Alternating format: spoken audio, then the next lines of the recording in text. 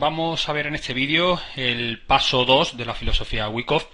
Si recuerdan, dijimos en el vídeo anterior, hablamos del paso 1, pero antes dijimos que el mercado se regía por tres leyes. Si lo recuerdan, la ley de la oferta y la demanda, la ley de causa y efecto y la ley de esfuerzo-resultado. Y luego hablamos de que habría que realizar 5 pasos para intentar posicionarse en el mercado. Es decir, las tres leyes sobre todo hacían alusión al entendimiento del mercado, al entendimiento del contexto, y luego los 5 pasos iban ya más focalizadas a la operativa. En el paso 1 hablamos, si lo recuerdan, de la importancia de determinar la tendencia que subyacía en ese momento en el mercado, es decir, si la tendencia es alcista, es bajista o es lateral, neutral. Y ahora, en el paso 2, lo que tendremos que determinar es la fuerza cada momento en ese mercado en el que nos encontramos, el nivel de fuerza o de debilidad relativa. Ahora lo entenderemos porque no es difícil. En definitiva, si en el paso 1 hablamos de conocer la tendencia, insisto, saber si la tendencia subyacente es alcista, es bajista o es neutral, ahora aquí en el punto 2, o en el paso 2, hablamos de conocer dónde posicionarse dentro de esa tendencia. Porque es evidente que no será lo mismo posicionarse en pleno desarrollo de un impulso que hacerlo cuando está corrigiendo dentro de esa tendencia primaria o subyacente para intentar aprovechar otro latigazo del mercado a favor de la tendencia que es la que se supone que va a predominar. Aquí, en definitiva, lo que estamos hablando es del concepto de impulso-corrección, que muchos seguro que ya lo conocéis, pero bueno, vamos a verlo más en detalle en las siguientes diapositivas. Hemos puesto mucho énfasis en la importancia de soportes y resistencias a la hora de operar. Esto es por una cosa muy sencilla, porque el precio tenderá a desplazarse de una zona importante a otra zona importante, pero no lo hará de un tirón. Lo hará normalmente, rara vez lo hace de forma directa, con movimientos impulsivos seguidos de correcciones, que no corregirán por completo el impulso previo y que luego desarrollará previsiblemente otro impulso. Y así hasta desplazarse a una zona significativa. Esta dualidad de impulso-corrección, que parece pues muy sencilla, realmente es importantísima. Es, desde luego, el centro de mi estrategia operativa.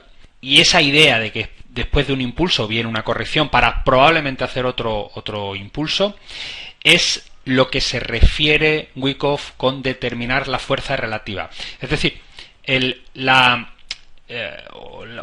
validez o la utilidad de esta dualidad de impulso-corrección solo tiene sentido si primero hemos entendido el contexto, es decir, las tres leyes, oferta, demanda, causa y efecto y esfuerzo-resultado, y si hemos determinado esa tendencia subyacente. Si somos capaces de entender eso, o por lo menos plantear una estrategia, cuando veamos un impulso y luego una corrección, estaremos buscando una oportunidad operativa con muchísimo fundamento y con mucha potencialidad. Pero claro, esta búsqueda del impulso de corrección, insisto, debe estar sustentado, debe estar sobre todo lo anterior. Vamos a ver esto, recordar un poco cómo se expresa una corrección normalmente, aunque tampoco entraré en detalles porque bueno, no es objeto de este lab de Wyckoff. Wyckoff tampoco hace tanto desarrollo de la corrección, aunque bueno, sí marca la importancia del 50% en la corrección. Pero bueno, viene bien porque sí que es verdad que al final, cuando corrige el precio, lo hace normalmente con una figura de A, B y C. Es cierto que hay veces que la corrección es simplemente una vela o dos velas y rápidamente vuelve a realizar el impulso. Hay que intentar adaptarse visualmente y a las circunstancias y a la volatilidad, pero normalmente hay que intentar encontrar el A, B y el C. También, como seguro saben, esta corrección normalmente tenderá a descansar en el 38% del recorrido del impulso, o bien en la mitad. Aquí Wyckoff sí que le da una determinada importancia a la mitad del impulso, al 50%, y luego el 62%, que también es un número clave en la operativa, número de Fibonacci, y donde el precio muchas veces viene a descansar en la corrección para luego realizar el siguiente impulso. Si recuerdan, también hay muchas formas de expresarse la corrección, pero las dos más importantes, las que se dan más habitualmente, son la corrección plana, que es cuando esta onda B se queda entre el 80% y el 100% de la A, es decir, o bien corrige bastante de la A, o incluso corrige hasta el doble techo, y luego el C viene normalmente hasta el mínimo que hizo la A. Y luego está el zigzag, que es simplemente un B pequeño, un B que no pasa del 62% de la, y el C puede profundizar un poquito más. Esas son las dos formas de corrección mayoritarias y más operativas, ¿no? Porque es cierto que luego las correcciones se pueden complicar en forma y tiempo, pero cuando veamos eso, lo que interesa muchas veces es no operar, descansar un ratito y esperar que el precio se arranque y se anime. Y en cuanto a la fuerza relativa, en cuanto al volumen, que como recuerdan es la inyección de volumen, es cómo se demuestra la fuerza del dinero profesional, aquí normalmente el impulso tendrá más volumen que el periodo correctivo. Aunque el C no es nada raro, es incluso preferible que tenga también un poco de volumen. Pero en promedio el volumen de la corrección no debe ser mayor que el volumen del impulso. Si recuerdan, hemos dicho que una inyección muy elevada de volumen normalmente va a significar distribución o acumulación. Por lo tanto, podría entenderse que estamos un poco en contradicción con lo que hemos hablado de que el mercado no debe tener mucho volumen para subir. Si lo recuerdan bien, dijimos que para que la tendencia se mueva sí que es necesario que tenga algo de volumen, que apoye el movimiento, pero realmente cuando veamos una gran inyección de volumen, probablemente sea una acumulación, una distribución masiva, es decir, puede haber un cambio. Ya lo veremos también qué significa eso, que lo llamamos volumen de parada. Y además, si recuerdan que el mercado tiene propiedad fractal, es decir, que se autorreplica independientemente de la dimensión en la que estemos operando, es decir, vemos un gráfico de 5 minutos y su comportamiento en su naturaleza es exactamente igual que el gráfico de diario o el gráfico de 60 minutos. Es decir, a distinta escala se comporta de la misma manera, con los mismos patrones. Eso es la propiedad fractal del mercado. Volviendo un poco a la diapositiva de atrás, realmente el C, cuando decimos que es bueno que tenga volumen, es porque el volumen de C puede o significa en sí mismo una parada, una acumulación dentro de toda esta caída. O sea, es decir, esto es una mini tendencia corta y al final hay un volumen de compras.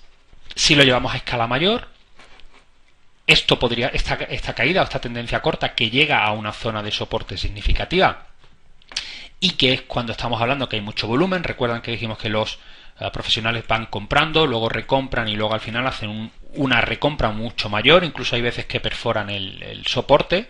Todo este volumen excesivo, esta inyección, puede estar indicando acumulación, es decir, posible giro.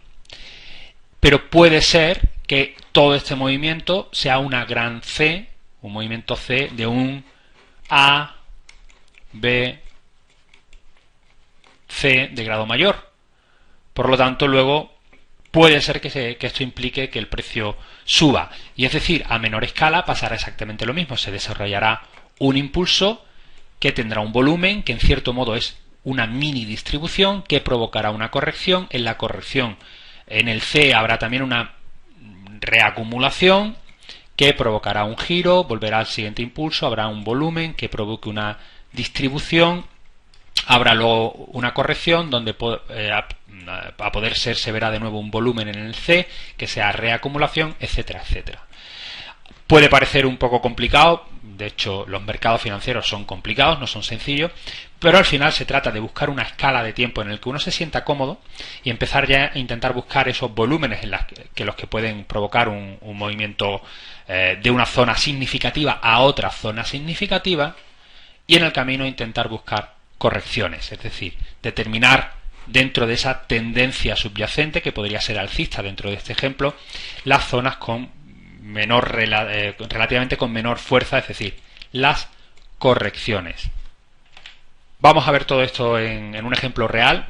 Este es un gráfico del mini SP, 3 minutos, donde, bueno, tendrán que hacer un acto de fe, pero esto era un soporte importante, 1130, que venía de días atrás, y el precio al comienzo de la sesión, que aproximadamente es aquí, no, aquí en este volumen de aquí, pues termina de hacer una caída. Es cierto que aquí en esta caída no hay un volumen excesivo, no hay un volumen realmente grande, pero bueno, al final hay un giro, parece que ha habido una parada, una acumulación. Aquí vemos la estructura de cómo van acumulando los profesionales. Acumulan, corrección, reacumulan, corrección, y aquí termina el proceso de acumulación de todo este tramo bajista.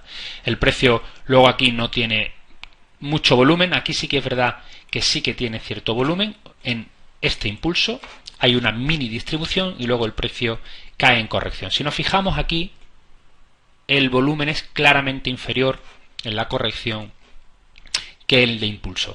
Por decirlo de alguna manera, aquí en la tendencia subyacente que el paso 1 nos determina, es, si somos capaces de adivinarlo, es una tendencia alcista. Y ahora el paso 2 lo que tendremos que intentar es buscar la operación no cuando el rally se está desarrollando, sino más bien en la corrección. Si se fijan aquí en este nuevo impulso, vuelve a haber una inyección de volumen un poquito superior. Tampoco es un volumen excesivo, por lo tanto que nos pueda indicar que hay una distribución masiva, pero sin duda aquí se están produciendo distribuciones poco a poco, y llegará un momento en que a la tercera o la cuarta puede venir una corrección importante. Luego en la corrección aquí se ve el volumen que es menor. Aquí es verdad que hay un piquito de volumen que puede coincidir con ese C que estamos hablando. Como hemos dicho, aquí hay, por ejemplo, aquí, por ejemplo, hay un A, B y C un poquito más claro. Un A, un B y un C. Pero aquí hay un A, B y C un poquito difícil de determinar. Son 3 velas y enseguida desarrolla el siguiente impulso. Y luego aquí vemos como hay un volumen al llegar a una zona de resistencia, que también deben tener un poco de fe, de confiar en que ahí realmente había una resistencia significativa. Y aquí, aunque tampoco es un gran volumen, estamos hablando de unos 40.000 contratos, pero sin duda es mayor que todos los demás, es decir, un proceso de distribución en una zona significativa. Luego viene una corrección proporcional a toda la subida, cosa que tiene sentido después de este proceso de distribución. Un proceso de distribución como es este no tiene obligatoriamente que dar el giro del siglo, eso es algo que recordaré mucho, pero sí, después de llegar a una zona importante, no es raro y ver volúmenes importantes que el precio llegue por lo menos hasta el FIBO 62. Aquí es más bien una corrección en tiempo, se queda en FIBO 38, y de nuevo la corrección con claro volumen inferior a todo lo anterior. Y luego ya en el último tercio de la sesión, pues bueno, movimientos un poco más complicados de interpretar, y luego un volumen de 60.000 al final del día. Si se acuerdan, en un momento clave donde los profesionales acumulan o distribuyen, en el brokeraje inicial, si lo recuerdan, y en el brokeraje final.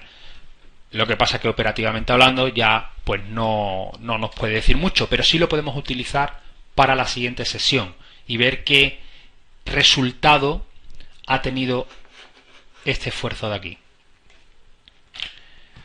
Otro ejemplo, aquí vemos un volumen excesivo. Aquí bueno, se puede ver que llegó a los 100.000 contratos en noticias de las 4, muy habitual, rompiendo una resistencia significativa y algo muy habitual, el engaño. Rompe, aquí muchos sistemas que buscan la ruptura entrarían largo. Es más, mucha gente diciendo que el movimiento alcista viene con volumen, eso quiere decir que la tendencia alcista es fuerte, y no, un volumen excesivo hay que interpretarlo mayoritariamente como, en un 70%, como acumulación o distribución. Como en este caso está llegando a una zona de distribución, en una zona de resistencia pensamos en distribución. ¿En qué momento se confirma? Pues en el momento en el que vemos que el resultado falla, es decir, si todo esto hubiese sido absorción, o sea, compras, el precio no hubiese recuperado la zona de resistencia. Aquí hay una falta de armonía entre el esfuerzo y resultado. Por lo tanto, aquí se está delatando, aunque siempre tiene matices, el posible engaño. Viene a hacer un doble suelo y aquí ya aparece un aumento de volumen en el impulso corto. Es decir, la tendencia debe tener volumen, pero no tanto como un volumen excesivo, que nos puede indicar justo lo contrario. Luego un periodo correctivo en A, B y C con claramente un volumen bastante menor. Y luego el C, aunque hay veces que es un poquito más claro, pero vemos que tiene una pequeña inyección de volumen aquí. Paran al precio, redistribuyen o reacumulan ventas, porque estamos en el derivado, en el futuro. Luego una tendencia corta que tuvo piquitos de tendencia, de intencionalidad, seguido de correcciones, que si vemos las correcciones todas tienen poco volumen. Una corrección un poco mayor en A, B y C, y luego, como siempre, último tercio de sesión, pues un poquito más difícil de interpretar.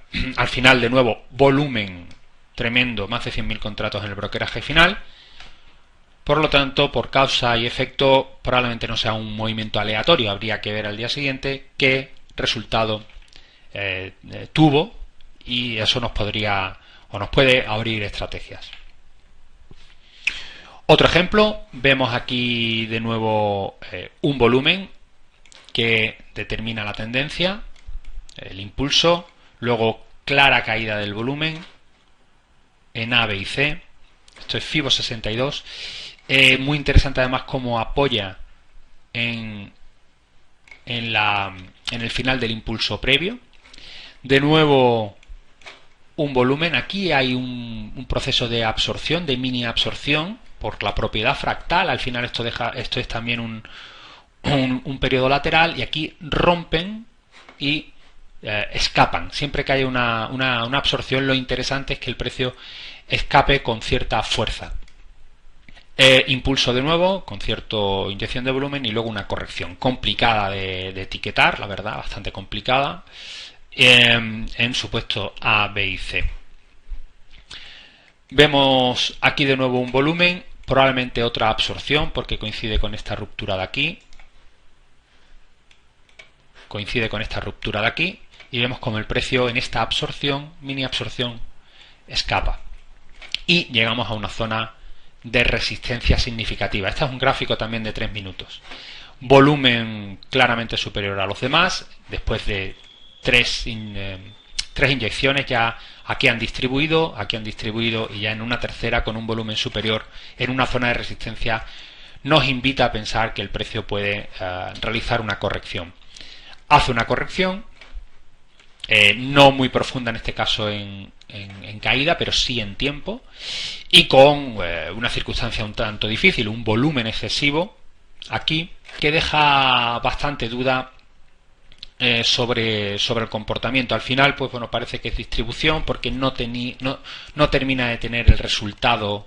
Si hubiese sido acumulación, realiza un engaño, recupera y el precio sigue cayendo. Al final, un lateral complicado. Ya sabemos que a media tarde en el mini SP suele haber también laterales que hay que saber lidiar y quedarse al margen en un momento dado. De nuevo brokeraje final con un volumen, una inyección de volumen importante, y que podría dar pistas para lo que sucediese en la siguiente sesión. Claro, aquí hay un problema. ¿Cuándo determinamos que el volumen es excesivo? Porque eso es muy relativo. Ese es uno de los grandes problemas de la filosofía Wyckoff. Claro, en principio habría que compararlo con los movimientos anteriores, y cada mercado o cada producto puede ser distinto. Sin duda la experiencia y el dominio de un mercado concreto lo facilita. Por ejemplo, en el mini SP, normalmente 45 a 60.000 contratos o más ya suele ser excesivo. Una manera de facilitarlo, sobre todo al principio, es utilizando un Bollinger insertado en el volumen. Porque cuando el volumen excede de la línea superior, se puede tender a pensar que el volumen es excesivo. Lógicamente esto hay veces que falla, pero normalmente cuando el volumen supera hay que estar pendiente. Y si estamos en una zona significativa de soportes y resistencias, puede ser que estemos presenciando una acumulación o una distribución, ese volumen excesivo que hemos dicho que en un 70% de las veces puede provocar un giro. Por lo tanto, conclusiones hasta ahora. Hemos visto el paso 1, que hablaba de determinar la tendencia subyacente y la posición en el mercado. Hemos visto que podía ser alcista, que podía ser bajista o lateral, neutral. Lo interesante de determinar la tendencia en estas tres formas de expresión es determinar si estamos al principio de una tendencia o al final, que en definitiva es lo mismo, si estamos al final de una tendencia estaremos al principio de otra, o si estamos en pleno desarrollo. Si estamos en pleno desarrollo, mucho cuidado, hay veces que interesa más simplemente esperar a una zona significativa para que termine esa tendencia y por lo tanto se inicie otra. Y lo que está claro es que una vez que determinemos la tendencia, tendremos que determinar en el momento en el que estamos la fuerza o la debilidad relativa en ese momento. Es decir, si estamos en el impulso, estamos en la corrección. Y si hay potencial de que pueda desarrollarse más movimiento porque el precio tienda a buscar una zona de soporte o resistencia significativo. Espero que en siguientes vídeos todo quede un poquito más claro. Nada más, muchas gracias y seguimos un poquito más adelante con más de la filosofía Wyckoff.